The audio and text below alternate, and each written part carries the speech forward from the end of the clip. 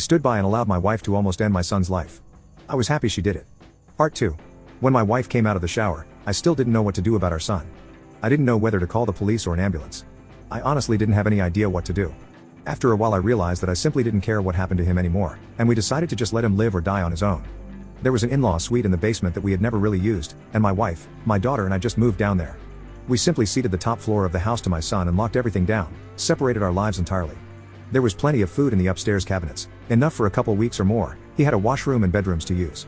We had a washroom in the basement, a small kitchenette, and a separate entrance, so we just stopped going upstairs. We just decided we were done with him. I figured we'd let his food run out and see what happened. Over the next week we could hear him moving around upstairs sometimes. I think he just spent most of time lying in bed recovering. I went to work, watching on high alert in case he attacked me in the driveway, but he never did. My wife stayed home with our daughter. She was never out of our sight. One night we heard him going ballistic, smashing things and banging. We didn't respond. He never tried to get downstairs or get near us though. I think he was afraid that if he got near us again, my wife might finish the job on him. After 3 weeks down in the basement, we hadn't heard anything from up above for a few days, and I ventured upstairs to the main floor of the house. The place was demolished, and there was no sign of my son. He was gone. It took months to repair the damage he had done and get the main floor back to normal again.